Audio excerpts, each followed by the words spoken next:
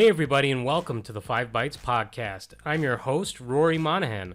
The podcast, as always, is brought to you by my sponsors, Policy Pack Software, now part of Networks, where you use Group Policy or MDM to remove admin rights, manage and lock down applications, Java, browsers, and mitigate ransomware, plus more. And also brought to you by Numescent, the inventors of the first and only cloud-native container management platform for Windows desktops. And of course, also brought to you by ControlUp, end-to-end digital experience management for the work from anywhere era. ControlUp, happy users, happy IT. If you enjoy the show each week, you have these awesome sponsors to thank. And now for some news. Another month, another Patch Tuesday. And this Patch Tuesday saw 68 flaws within Windows fixed. 11 of the 68 vulnerabilities fixed in this week's updates are classified as critical, as they allow privilege escalation, spoofing, or remote code execution, one of the most severe types of vulnerabilities.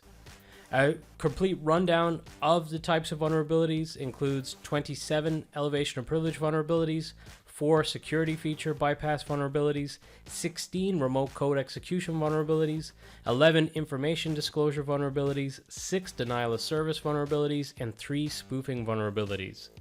And this list does not include the 2 OpenSSL vulnerabilities that were disclosed on November 2nd and covered in a previous episode of the podcast.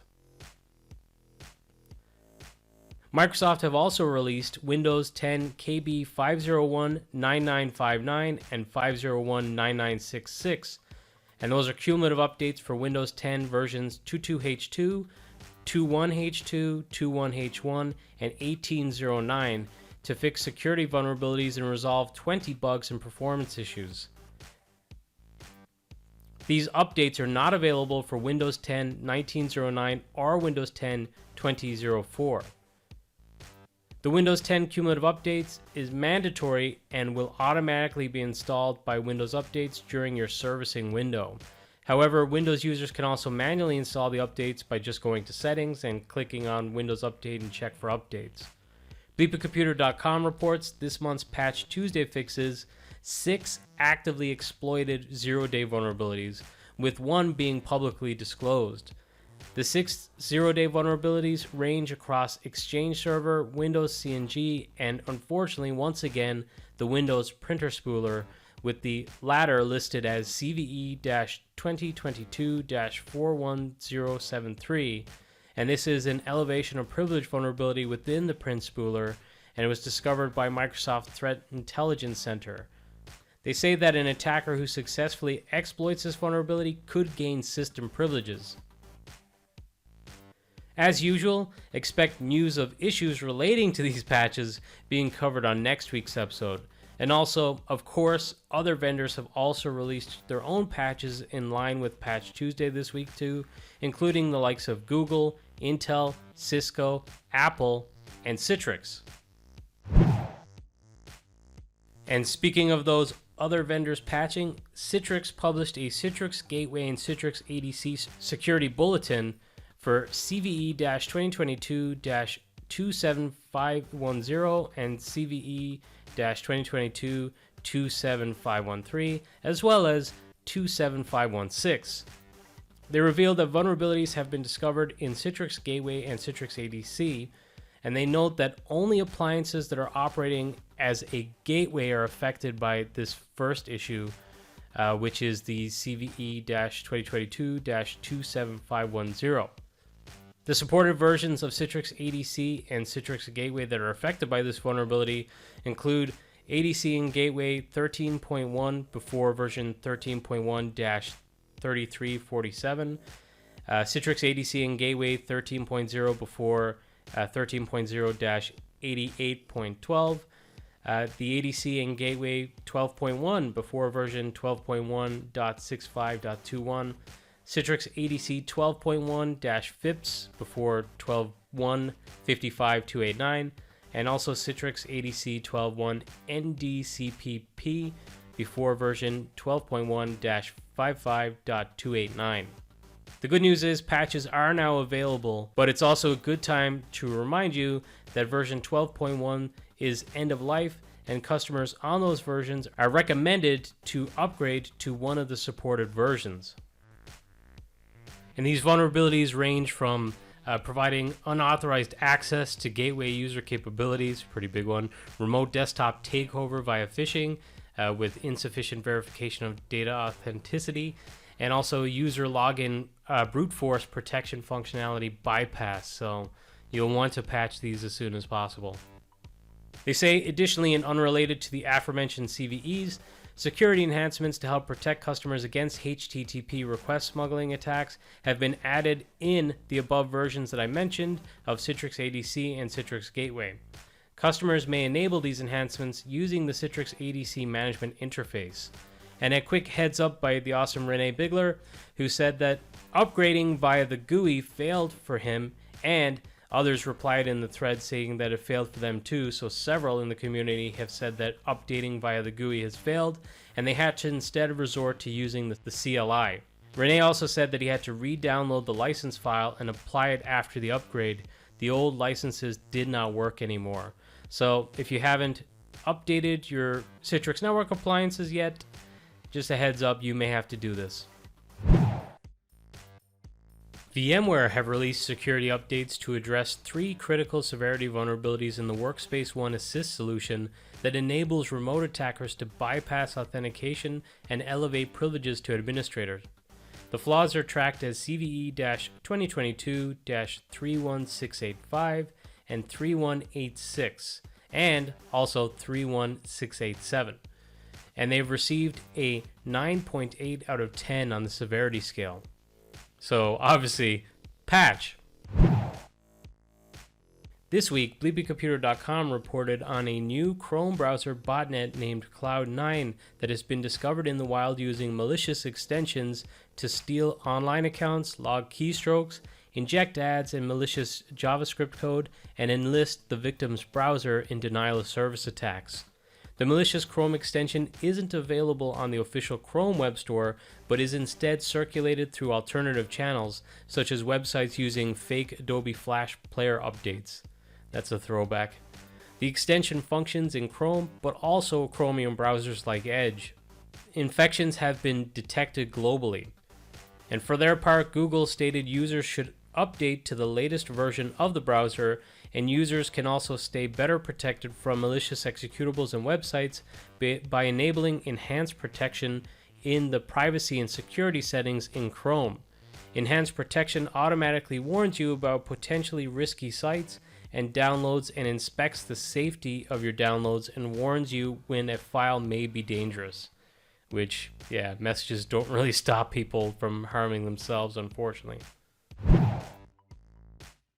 So I went very long on the VMware announcements when I covered the US Explore event, but its European counterpart was held this week in Barcelona. It was a little hard to decipher what new announcements were made, as some of the content from the US version of the conference and other recent announcements made over the last couple of weeks were repeated here, at least as far as I could see. So for some examples of that, published apps on demand was showcased again. Horizon with Amazon Workspaces was also discussed, which was recently announced by VMware and AWS.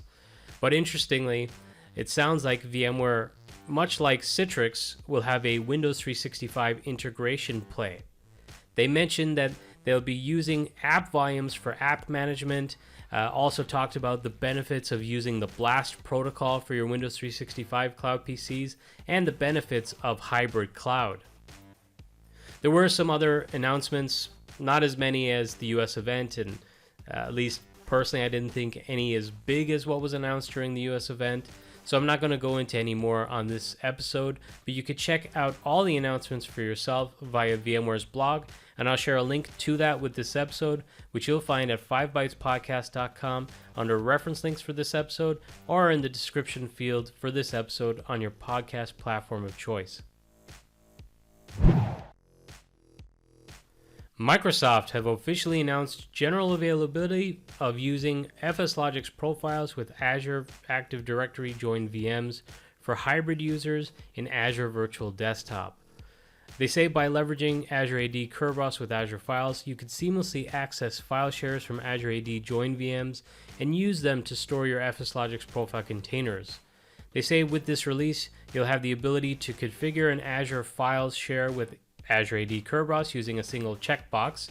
You'll be able to configure Azure AD join session hosts with Azure AD Kerberos. You'll be able to store FSLogix profile containers in Azure Files shares with Azure AD Kerberos. You'll be able to configure access permissions for hybrid users managed in Active Directory. And you'll be able to remove the network line of sight from the session host to the domain controller. And to get started, they say this new functionality is available on Windows 10, Windows 11, and Server 2022 session hosts. And you can get started with FSLogix on Azure AD join VMs by following some instructions that they have. They have a page on how to create a profile container with Azure Files and Azure Active Directory. And they also have a demo, and I'll share links to all of that with this episode of the podcast. Worth noting, Neil McLaughlin warned that you still need the users to originate from Active Directory, which is pointed out in the announcement where they say that it's FSLogix profiles with Azure Active Directory join VMs for hybrid users in Azure Virtual Desktop. It'll be interesting to see how that skews in the future. Like, I imagine most medium to large size enterprises right now are operating with hybrid Azure AD, so it's probably going to be okay for them. But I would think that for those small companies, for startups who are maybe moving from using something like Okta or using their own small IT and they want to consume in the cloud and they want to use Office 365, they probably don't want to have any Active Directory or legacy domain controllers, whether or not there's line of sight from the session host to the domain controller. That's irrelevant. They don't want to have domain controllers to begin with. They just want Azure Active Directory and the benefits that brings. So I guess a little bit of a letdown that it's not just Azure AD, it's a hybrid required, but I guess it's a start. This week, Microsoft also published details of the new preview of Azure Private Link with Azure Virtual Desktop. They say with this, you can use a private endpoint from Azure Private Link with Azure Virtual Desktop to privately connect to your remote resources. With Private Link, traffic between your virtual network and the service travels the Microsoft backbone network, which means you'll no longer need to expose your service to the public internet. Keeping traffic within this backbone network improves security and keeps your data safe. With the service, you can either share private endpoints across your network topology, or you can isolate your virtual networks or VNets so that each has their own private endpoint to the host pool or workspace. The Microsoft Learn page goes through examples of the different workflows within Azure Virtual Desktop and how Private Link applies to that. And they also have some limitations listed for this preview and supported scenarios, so check that out. Earlier in this episode, I mentioned some Windows 10 updates and the fact they aren't available for certain versions of Windows 10. Well, with that in mind, Microsoft have issued another reminder this week that all editions of Windows 10 21H1, also known as May 2021 update, are reaching the end of service next month. Windows customers should upgrade to the latest release as soon as possible. This week, I happened across a follow-up to a story that I covered a couple of times on the podcast in the past. A 25-year-old Finnish man has now been charged with extorting a psychotherapy business and its patients. You may recall that I covered this episode. It's one of the more bleak cyber attack stories that I've had to cover. In the previous episodes, I covered the fact that he hacked the psychotherapy business and gathered sensitive data that even included notes from the therapy session. So very, very sensitive information, the kind of things that people definitely would not want getting exposed publicly. The psychotherapy business has since gone bankrupt since this story was revealed.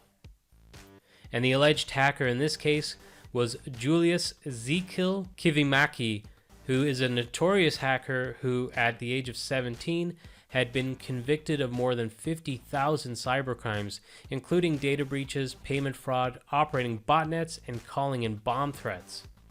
In late October 2022, he was charged and arrested in absentia with attempting to extort money from the psychotherapy business.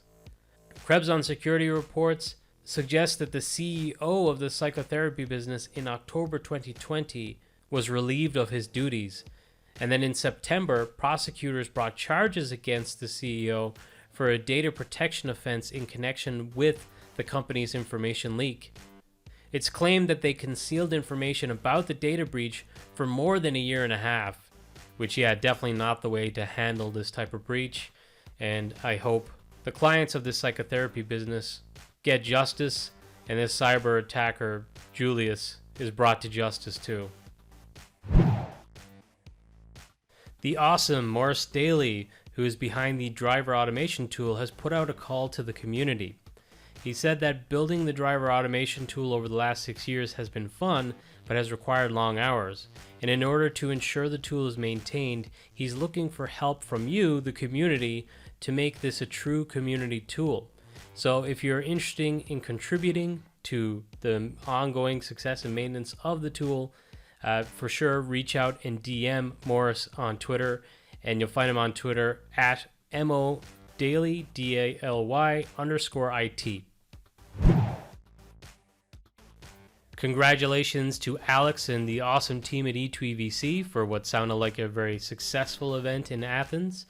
And they shared that registration for Ultimate 20th Anniversary Edition of E2EVC is now open. So if you want to get in there early and register for the event that will take place in Berlin, Germany from May 5th to May 7th next year, plus some extra master classes held on May 4th, for sure go to e2evc.com and start your registration. And a quick reminder that the CUGC in Dublin will be taking place next Thursday, November 17th. It's kicking off at 1:30 p.m. GMT, I believe, and it's going to be a great half-day event. We're going to hear from Citrix.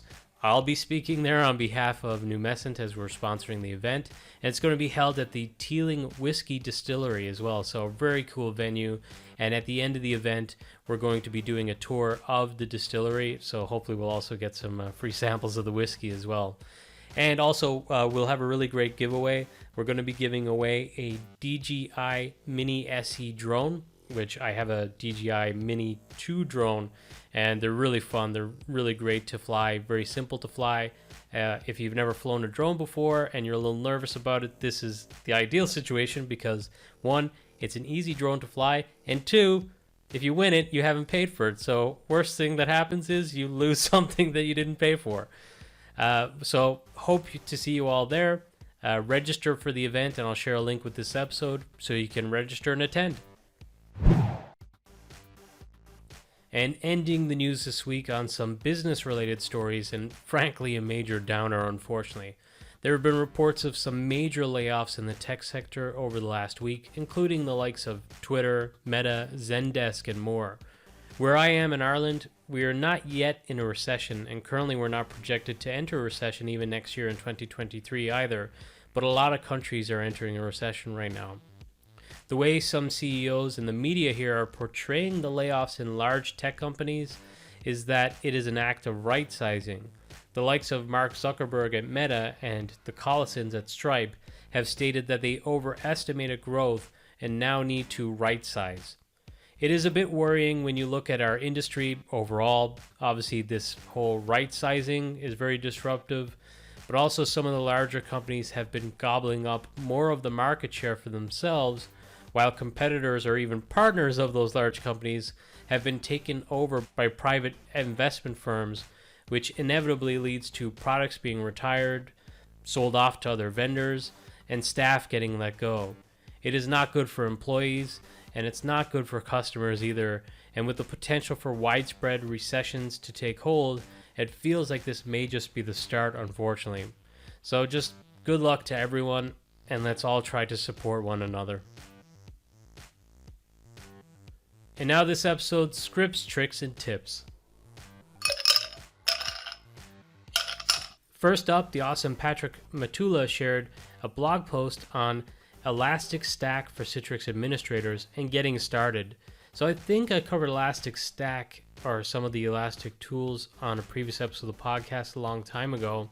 But it's interesting if you're not familiar with the products and what they can do in terms of like keeping an eye on the components or the infrastructure within your environment, may be worth a look.